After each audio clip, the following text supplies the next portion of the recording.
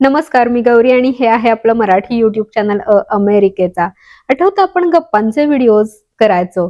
तुम्ही प्रश्न विचारायचा तर त्या प्रश्नांची उत्तरं देणारा व्हिडिओ असेल किंवा माझे काही पर्सनल अनुभव तुमच्याशी शेअर करण्याचे व्हिडिओज असतील, काही चांगल्या गोष्टी मला तुमच्याशी शेअर कराव्याशा वाटल्या तर त्याचे व्हिडिओज मी तुमच्याशी शेअर करायचे. बऱ्याच दिवसात तसा एखादा व्हिडिओ केलेला नव्हता, तर म्हटलं चला काही चांगले विषय डोक्यात आहेत आणि त्याविषयी तुमच्याशी बोलायचं होतं.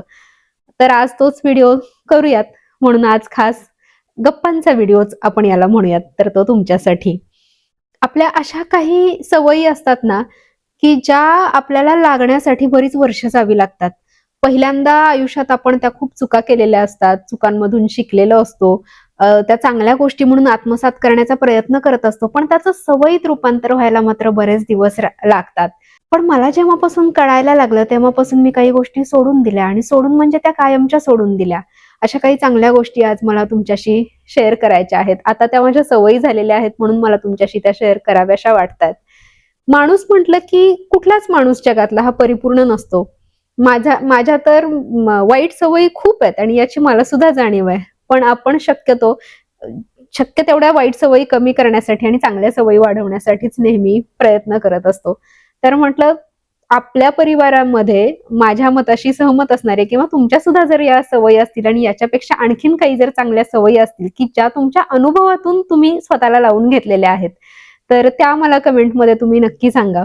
सुरुवात करूया. एक 7 सवयी मी लिहून काढलेल्या आहेत. बऱ्याच होत्या, पण त्यातल्या मला असं वाटलं की शेअर करण्यासारख्या या खूप महत्त्वाच्या गोष्टी आहेत. म्हणून त्या मी ठरवलेल्या आहेत आज तुमच्याशी त्याविषयी बोलायचं.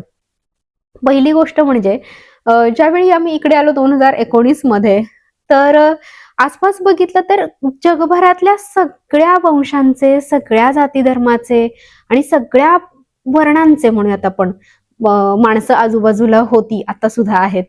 तर त्यातून एक मनाला आपोआप सवय लागत गेली, की या जगात कोणीच कुरूप नाहीये. या जगात निसर्गानं ज्या ज्या गोष्टी घडवलेल्या आहेत ना, त्या सगळ्या सुंदर आहेत. मग ते झाडांच्या बाबतीत असेल, ते माणसांच्या बाबतीत असेल, ते प्राण्यांच्या बाबतीत असेल. कोणीच असं शी, घाण आणि हे किती वाईट दिसतंय, हा माणूस किती कुरूप आहे, हे डोक्यातूनच गेलं.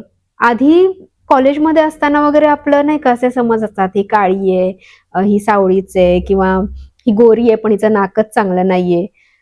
ते त्यावेळी लहानपणी कधीतरी या केलेल्या चुका असतील, कोणाला तरी हिणवलं असेल, त्याच्या नकळत असेल किंवा कोणाच्या तरी पाठीमागं बोललेलं असेल कधी.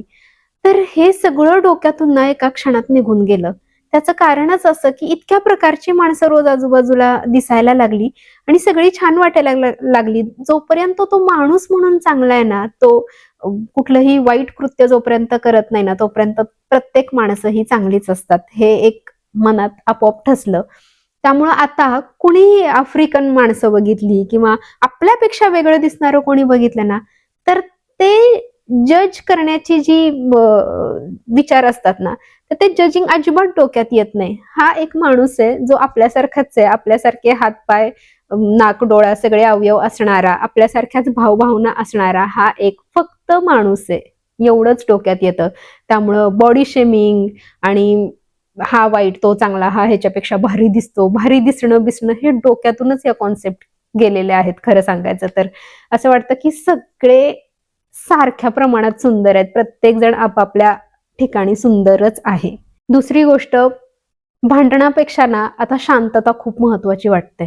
तशीही मी आधीपासून कधीच भांडखोर वगैरे तर नव्हते, पण अग्रेसिव्ह असतो आपण एका ठराविक वयापर्यंत, की आपल्याला आपली मतं खूप ठामपणे मांडायची असतात आणि आपल्याला असं वाटत असं माझंच खरं आहे, समोरचा बरोबर नाही असू शकत. तर समोरच्याचं पण म्हणणं ऐकून घेणं, शांतपणे ऐकून घेणं, त्याला काय म्हणायचंय ते. भले तो किती पण चुकीचा बोलत असू दे, तरी सुद्धा आपण अग्रेसिव्ह न होणं किंवा हिंसक न होणं, ही एक डेव्हलप झालेली सवय आहे असं मी म्हणेन. आवीची आणि माझी सुद्धा बऱ्याचदा जेव्हा भांडणं होतात ना, तेव्हा आवी तुम्हाला शांत दिसतो, पण तो थोडासा अग्रेसिव्ह आहे आणि हे तो मान्य करतो. पण मी कधीच तेवढी अग्रेसिव्ह होत नाही. कारण मला असं वाटतं, की शांत शेवटी आपल्याला ह्याच्यातून मार्ग काढायचा आहे. आपल्याला काही टोकाला गोष्टी घेऊन जायच्या नाहीयेत. त्यामुळे एकदम शांतपणे बाबा तुझं काय म्हणणं आहे ऐकून घ्यायचं आणि हळू तो सुद्धा आता तसाच व्हायला लागलेला आहे. त्यालाही हे पटलंय, की भांडून काहीही होत नसतं. काय प्रश्न आहेत ते एकमेकांशी शांत हळू आवाजात बोलायचं. अजिबात मोठ्या मोठ्या आवाजात बोलून ना प्रश्न सुटत नसतात. काही गोष्टी मात्र अशा असतात की जिथं आपल्याला भांडावं लागतं, मग तो आपल्या हक्कांचा विषय असेल किंवा काय, तर त्या ठिकाणी ठीक आहे. पण अगदी किरकोळ किरकोळ कारणावरून आवाज चढवणं आणि हाणामारीपर्यंत जाणं मला वर्स्ट गोष्टी वाटतात. या व्हायलंट होणं अजिबात आवडत नाही. त्यामुळं मी बिलवला पण नेहमी हेच सांगत असते की खूप राग येतो आपल्याला, खूप राग येतो, पण तो राग कंट्रोल करता आला पाहिजे. त्यात आपलंच नुकसान असतं, आपली मनःशांती ढळते, आपल्या डोक्याला त्रास होतो. शिवाय सगळी आपण रागाच्या भरात एक एक म्हणजे समोरच्याला किती काय काय बोलून जातो आपल्याला कळत नाही, आणि मग परत पश्चातापाशिवाय काहीच राहत नाही. एकदा गेलेला शब्द परत येत नाही असं म्हणतात.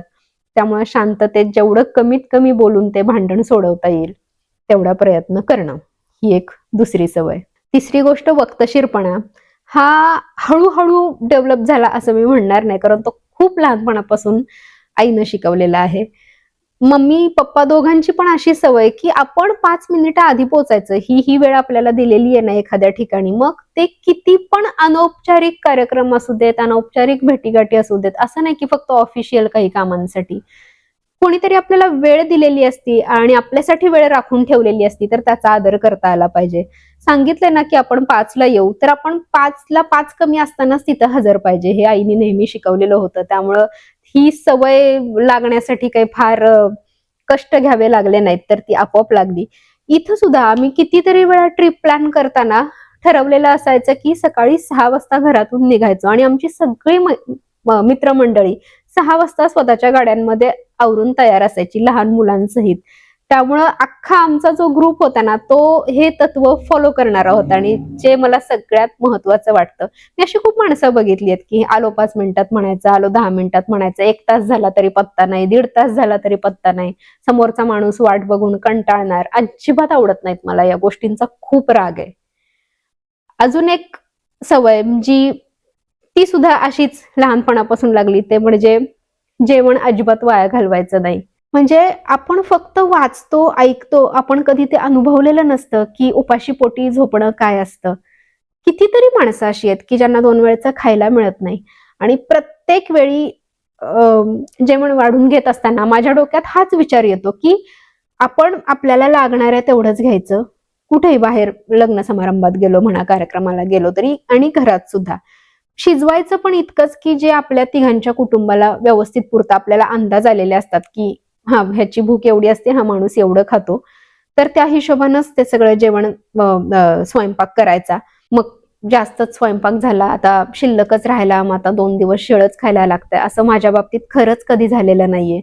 कारण मला माहितीये की जे आपण या अख्ख्या जगाची जी धावपळ सगळी सुरू असते ना, ती फक्त 2 वेळच्या जेवणासाठी सुरू असते. त्यामुळं अन्न वाया न घालवणं हे खूप महत्वाची गोष्ट आहे. छोटी गोष्ट आहे पण खूप महत्वाची गोष्ट आहे. शेवटचा एक घास राहिला ना तरी सुद्धा तो टाकून नाही द्यायचा. मुळात तो घेतानाच कमी घ्यायचा, असं मला नेहमी वाटतं. तुमच्यापैकी कोण कोण या मताशी माझ्या सहमत आहे मला सांगा. मी कित्येकदा लग्न समारंभात असे भात ओतताना बघितलेले आहे, ते वरण ओतून द्यायचं. चीड येते मला, मी या शब्दात सांगते, संताप येतो अक्षरशः हे असं बघितलं की. असं वाटतं की भूक काय असते ना हे तुम्हाला नाही माहितीये, म्हणून तुम्ही ही कृत्य करताय. एक अशीच गोष्ट जी मला अनुभवातून कळत गेली आणि आता ती मी खूप काटेकोरपणे पाळते, ती म्हणजे कुणालाही सल्ला न देणं विचारल्याशिवाय. कुणी तुम्हाला जर सल्ला विचारत असेल ना, तर तुम्ही सल्ला द्या. मग तो तुमच्या भल्यासाठी आहे म्हणून मी सांगतो, आणि तुमच्या चांगल्यासाठी नको ना, त्यांना गरज नाहीये तुमच्या सल्ल्याची. उगीचच आपल्याला सगळ्या गोष्टींचं ज्ञान आहे असं म्हणायचं आणि सल्ले देत सुटायचं, हे एक मला अजिबात आवडत नाही. मी कोणाला असे सल्ले देत नाही, आणि मला सुद्धा कोणी दिलेले आवडत नाही. प्रत्येकाला माहिती असतं की आपल्या आयुष्यात काय चाललेलं आहे आणि आपण त्यातून कसे मार्ग काढले पाहिजेत, किंवा कसं काय गोष्टी केल्या पाहिजेत. जर त्याला मदत लागली तर तो माणूस तुम्हाला विचारेल, तेव्हा तुम्ही त्याला नक्की सांगा. सगळ्यांनाच नाही आवडत तुम्ही त्यांच्या पर्सनल गोष्टींविषयी त्यांना सल्ले दिलेले.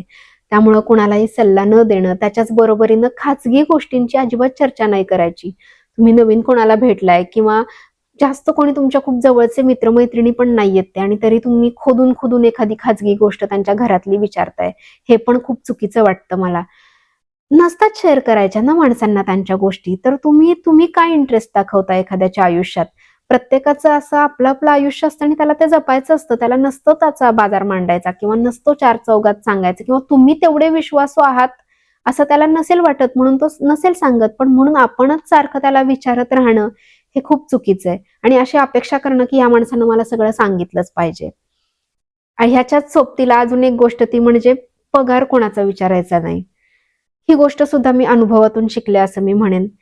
मला नाही आवडत की हा किती कमवतो, तो किती कमवतो. का आपल्याला इंटरेस्ट पाहिजे की कोण किती कमवतं? तुम्ही तुमचं बघा ना, तुमचं चाललंय ना व्यवस्थित. प्रत्येक जण सगळ्यांनी या जगात चांगल्या मार्गाने ना भरपूर पैसा कमवावा. मी मागे एका लेखात सुद्धा म्हटलं होतं की पैशानं ना सगळंच काही विकत घेता येत नाही असं तीच माणसं म्हणू शकतात ज्यांच्याकडे खूप पैसे असतात. कारण आपल्याला माहिती आहे की आजकाल पैशांशिवाय काहीच चालत नाही. लागतो पैसा, पावला पावलाला लागतो पैसा. पण पैशांवरून एखाद्याला जज करणं की हा ह्याची सॅलरी एवढी आहे का, म्हणजे हा मिडल क्लास आहे किंवा हा लोअर क्लास आहे, हे जजिंग येतं जेव्हा आपण सॅलरी विचारतो. त्यामुळे कोणाला सॅलरी विचारायला अजिबात नको वाटतं म्हणण्यापेक्षा ती विचारूच नाही. काही गरजच नाहीये. कोणी किती का कमवेना, आपल्याला काय करायचंय? तुमच्या मैत्रीत सुद्धा कोणाचा पैसा, कोणाचं दिसणं, कोणाची जात अजिबात कधी आड येता कामा नये असं माझं पर्सनल मत आहे. तर ह्या अशा काही गोष्टी होत्या ज्या मला तुमच्यासोबत बोलायच्या होत्या. याच्यासोबतच अजून बऱ्याच गोष्टी आहेत की जात कोणाची विचारायला मला आवडत नाही, धर्म विचारायला आवडत नाही. तुम्ही सुद्धा अशा कोणत्या प्रकारच्या गोष्टी जर फॉलो करत असाल आणि तुम्हाला त्याचं महत्त्व पटलं असेल तर ते कमेंटमध्ये आमच्यासोबत सुद्धा नक्की शेअर करा. आम्हाला सुद्धा ते वाचायला आवडेल.